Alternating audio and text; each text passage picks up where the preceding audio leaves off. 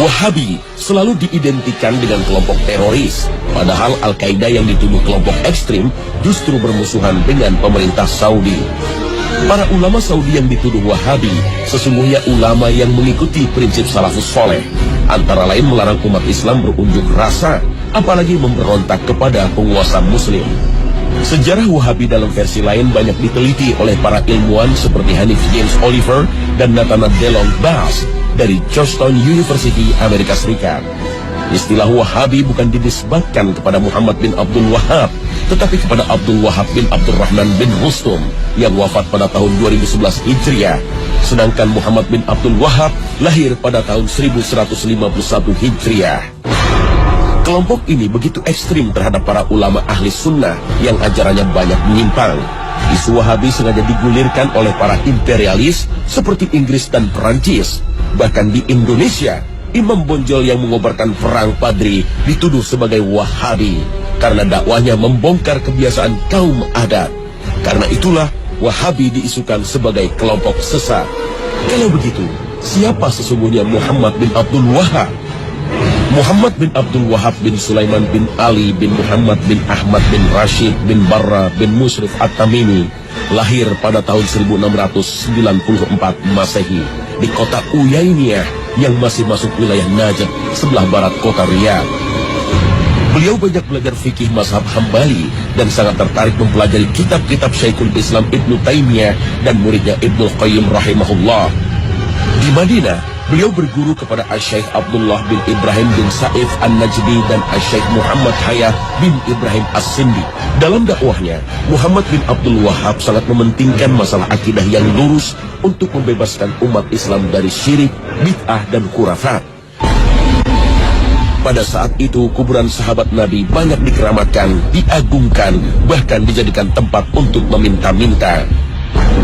Karena dakwah inilah, beliau selalu menjadi sasaran pembunuhan. Meskipun sempat terusir dari kawasan Uyainiyah, Syekh Muhammad bin Abdul Wahab tak pernah berhenti untuk berdakwah. Pada masa itu, pada abad 12 Hijriah atau abad 17 Masehi, kehidupan politik di Jazirah Arab berada dalam kekacauan. Perebutan kekuasaan sering terjadi di antara para kabilah, sementara kekuasaan Khalifah Turki Utsmani makin melemah setelah Perang Dunia Kedua. Para penguasa yang hidup saat itu menindas rakyat dengan upeti. Karena itulah mereka sangat terganggu dengan dakwah ulama yang berani dan lurus, termasuk yang dilakukan Syekh Muhammad bin Abdul Wahab. Dari sisi agama, kehidupan umat Islam banyak yang menyimpang dari ajaran Islam. Merebaknya praktek kesyirikan menjadi tantangan yang berat bagi para ulama. Beruntung, dakwah Muhammad bin Abdul Wahab mendapat dukungan Abdul Aziz bin Saud, pendiri kerajaan Saudi, hingga mampu memberantas kesyirikan dan menegakkan ajaran tauhid. Namun di sisi lain, ada penyeragaman pemahaman keagamaan, baik dari sisi akidah maupun fikih yang hanya mengikuti mazhab Hambali. Karena itulah memicu resistensi dari sebagian ulama yang berbeda faham. Fitnah atau bencana yang menimpa umat Islam sudah diisyaratkan oleh Rasulullah SAW dari Abdullah bin Umar. Nabi berdiri di samping mimbar dan bersabda, fitnah di sini dari arah munculnya tanduk setan atau tanduk matahari. Hadis riwayat Bukhari Muslim. Yang dimaksud tanduk setan berada di sebelah timur Madinah, yaitu Najd. Secara bahasa, Najd adalah dataran tinggi, yaitu kawasan yang berada di Irak dan sekitarnya. Tapi ada yang mengartikan Najd adalah tempat kelahiran Syekh Muhammad bin Abdul Wahab dari Bani Tamim yang dituduh membawa bencana perpecahan pada umat Islam. Namun sejatinya dalam berbagai hadis Rasulullah SAW menyatakan bahwa Bani Tamim merupakan keturunan Nabi Ismail yang dicintai oleh Rasulullah. Diriwayatkan dari Abu Hurairah, dia berkata, saya akan senantiasa mencintai Bani Tamim karena 3 hal yang pernah saya mendengar dari Rasulullah tentang mereka. Pertama, saya pernah mendengar Rasulullah SAW bersabda, mereka Bani Tamim adalah umatku yang paling gigih melawan Dajjal. Kedua, ada seorang tawanan perempuan dari Bani Tamim di rumah Aisyah. Kemudian Rasulullah bersabda, hai Aisyah, bebaskanlah ia karena ia adalah keturunan Ismail. Ketiga, Rasulullah SAW pernah bersabda ketika ada zakat dari Bani Tamim, ini adalah zakat kaum kami. Hadis riwayat Bukhari. Namun, dalam hadis lain Rasulullah juga menyatakan dari kalangan Bani Tamim akan muncul kelompok yang membawa bencana bagi umat Islam. Kelompok ini disebut Khawarij, yang mudah mengkafirkan kaum muslim, bahkan tidak segan membunuhnya karena berbeda faham. Diriwayatkan dari Abu Sa'id Al-Khudri radhiyallahu anhu berkata, ketika kami sedang bersama Rasulullah SAW yang sedang membagi-bagikan pembagian harta, datang Zulhuwaisyrah, seorang laki-laki dari Bani Tamim, lalu berkata, wahai Rasulullah, tolong engkau berlaku adil. Maka beliau berkata, celaka kamu. Siapa yang bisa berbuat adil kalau aku saja tidak bisa berbuat adil? Sungguh kamu telah mengalami keburukan dan kerugian jika aku tidak berbuat adil. Kemudian Umar berkata, wahai Rasulullah, izinkan aku untuk memenggal batang lehernya. Beliau berkata, biarkanlah dia, karena dia nanti akan memiliki teman-teman yang salah seorang dari kalian memandang remeh sholatnya dibanding salat mereka, puasanya dibanding puasa mereka. Mereka membaca Al-Quran, namun tidak sampai ke tenggorokan mereka. Mereka keluar dari agama seperti melesatnya anak panah dari target, hewan buruan. Sebagai seorang muslim, kita harus hati-hati dengan berbagai tuduhan ini. Akan memicu perpecahan umat. Allah Ta'ala berfirman, Ya ayyuhalladzina amanu in ja'akum fasiqun binaba'in فتبينوا أن تصيبوا قوما بجهالة فتصبحوا نادمين. Untuk memahami pemikiran Syekh Muhammad bin Abdul Wahab tidaklah sulit. Berbagai buku karyanya bisa dijadikan rujukan hingga kita tidak mudah terbawa isu negatif. Syekh Muhammad bin Abdul Wahab pernah menulis surat kepada penduduk Qasim untuk membantah berbagai fitnah seperti dikutip dalam berbagai kitab seperti karya Mas'ud An-Nadawi yang berjudul Muhammad bin Abdul Wahab Muslih Mazlum, karya Abdul Aziz Abdul Latif yang berjudul Da'awi Munawi'in li Dakwah Muhammad bin Abdul Wahab, atau buku karya Syekh Soleh Fauzan yang berjudul Min A'lam Al-Mujaddidin. Salah satu yang dibantah beliau adalah tuduhan bahwa dirinya mengingkari berbagai kitab imam mazhab dan mengatakan bahwa perbedaan pendapat antara para ulama sebagai bencana. Dalam salah satu kitabnya, Usul Salathah, beliau banyak mengutip pendapat Imam Syafi'i dan Ibnu Katsir. Inilah sebagai bukti kecintaan beliau kepada para imam mazhab, tidak hanya berpegang kepada mazhab Hambali. Syekh Muhammad bin Abdul Wahab dituduh mengharamkan ziarah kubur, mengkafirkan orang yang bertawassul, dan berencana menghancurkan kubah yang berada di atas makam Rasulullah. Menjadikan makhluk sebagai perantara doa kepada Allah atau disebut tawassul menjadi perdebatan di antara para ulama. Sayyid Muhammad Alwi Al-Maliki, seorang ulama Ahlus Sunnah yang menjadi guru para ulama Indonesia, menulis sebuah buku Mafahim Yajib Al-Usohah, antara lain mengutip pendapat Syekh Muhammad bin Abdul Wahab tentang kontroversi tawassul. Sebagian membolehkan tawassul kepada orang-orang soleh, dan sebagian lagi mengkhususkan hanya kepada Nabi Muhammad SAW. Dan kebanyakan ulama melarang hal itu dan memakruhkannya. Meskipun yang benar menurut kami adalah pendapat jumhur, yaitu bahwa hal itu makruh. Oleh karena itu, kami tidak mengecam terhadap orang yang melakukannya, dan tidak ada kecaman terhadap masalah-masalah ijtihad. Akan tetapi kecaman kami adalah terhadap orang-orang yang memohon kepada makhluk lebih besar daripada memohon kepada Allah Subhanahu wa Ta'ala.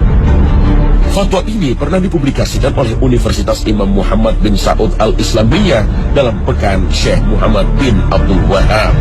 Dalam fatwanya, Syekh Muhammad bin Abdul Wahab juga menjelaskan dirinya tidak mengkafirkan seorang pun dari kalangan muslim yang melakukan dosa, sebagaimana yang dilakukan kaum Khawarij. Beliau Beliau juga berpendapat wajib taat kepada para pemimpin muslim, baik yang bertindak adil maupun zalim, selama mereka tidak menyuruh kepada perbuatan maksiat. Inilah yang menjadi keyakinan jumhur ulama Ahlus Sunnah wal Jamaah. Bantahan terhadap berbagai fitnah ini juga pernah disampaikan oleh Raja Abdul Aziz dalam pidatonya di hadapan jamaah haji pada 11 Mei 1929, seperti ditulis dalam buku Al-Wajiz fi Sirah Malik Abdul Aziz. Mereka menamakan kami sebagai orang-orang Wahabi. Mereka menamakan mazhab kami Wahabi dengan anggapan sebagai mazhab khusus. Ini adalah kesalahan yang amat keji, muncul dari isu-isu bohong yang disebarkan oleh orang-orang yang mempunyai tujuan tertentu. Dan kami bukanlah pengikut mazhab dan akidah baru. Muhammad bin Abdul Wahab tidak membawa sesuatu yang baru. Akidah kami adalah akidah salafus soleh, yaitu yang terdapat dalam kitab Allah dan sunnah Rasulnya, serta apa yang menjadi pegangan salafus soleh. Kami memuliakan imam-imam yang empat.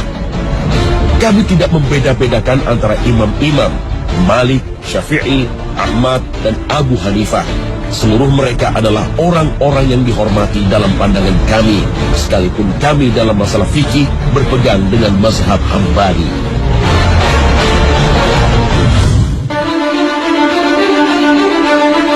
Istilah Wahabi bukanlah hal baru. Dahulu sempat disematkan pada para da'i dari kalangan Muhammadiyah, Persis, dan Al-Irsyad yang gigih memberantas tradisi yang berbau kesyirikan. Karena dalam akidahnya, mereka lebih banyak merujuk kepada Ibnu Taimiyah. Misalnya tidak mengenal takwil untuk mengartikan tangan atau singgasana Allah. Namun, zat dan sifatnya tidak bisa disamakan dengan tangan manusia atau singgasana raja.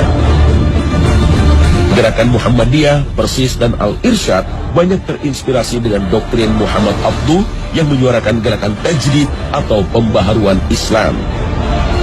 Muhammad Abduh mengajak umat Islam meninggalkan praktek tarekat dan tidak lagi terikat dalam pendapat imam mazhab. Kemudian umat Islam harus merumuskan kembali doktrin Islam sesuai dengan perkembangan zaman. Gagasan ini mendapat penolakan dari Hadratus Syekh Hashim Asy'ari, pendiri Nahdlatul Ulama.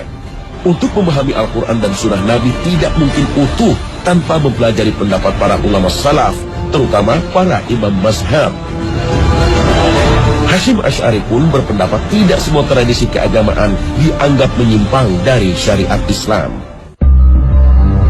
Perbedaan faham ini sempat menyulut konflik sosial.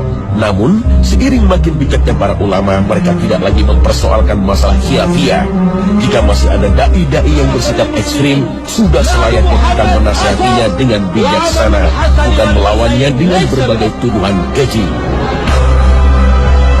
Doktrin Kiai Hashim Asy'ari sebenarnya seirama dengan pemahaman kaum salaf yang berusaha memahami ajaran Islam dengan merujuk pada Al-Quran dan Sunnah. Berdasarkan pemahaman salafus sholih, yaitu 3 generasi awal, para sahabat, tabi'in, dan tabi'ut tabi'in, sebagaimana sabda Nabi bahwa mereka adalah generasi terbaik.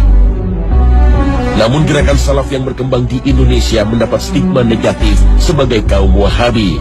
Mereka dituduh tidak bisa berkompromi dengan masalah bid'ah dan tradisi keagamaan yang tidak pernah dicontohkan oleh generasi salafus soleh. Baik kaum Salafi, Nahdlatul Ulama, Muhammadiyah ataupun Persis sejatinya mengaku sebagai kaum Sunni atau Ahlus Sunnah wal Jamaah. Menurut Imam Ibnu Jauzi, tidak diragukan lagi orang yang mengikuti sunnah Rasulullah SAW dan para sahabatnya adalah Ahlus Sunnah. Sedangkan yang dimaksud wal Jamaah adalah mereka yang bersatu di atas kebenaran dengan mengikuti pemahaman para sahabat, tabi'in, dan orang-orang yang mengikuti mereka. Perbedaan faham di antara para ulama tidak seharusnya merusak ukhuwah Islamiyah.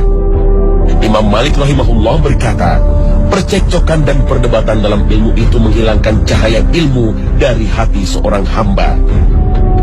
Sementara Imam Asy-Syafi'i rahimahullah berkata, percekcokan dalam agama itu mengeraskan hati dan menanamkan kedengkian yang sangat. Perbedaan faham mungkin tidak bisa dihindarkan, tetapi seringkali kita mudah memberikan stigma negatif karena hanya berbeda faham. Begitu pula sebaliknya, mungkin kita gampang memvonis sesat atau sirik kepada sesama muslim. Al-Quran telah memberi panduan untuk orang-orang beriman agar menjauhi pertengkaran dengan kata-kata yang melukai saudara kita. Allah Ta'ala berfirman, dan katakanlah kepada hamba-hambaku, hendaklah mereka mengucapkan perkataan yang lebih baik. Benar, sesungguhnya setan itu menimbulkan perselisihan di antara mereka. Sesungguhnya setan itu adalah musuh yang nyata bagi manusia.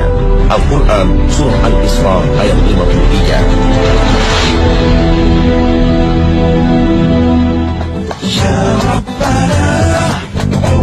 Pemirsa Khazanah, episode Wahabi ini mudah-mudahan makin memperkokoh ukhuwah Islamiyah dan kita semua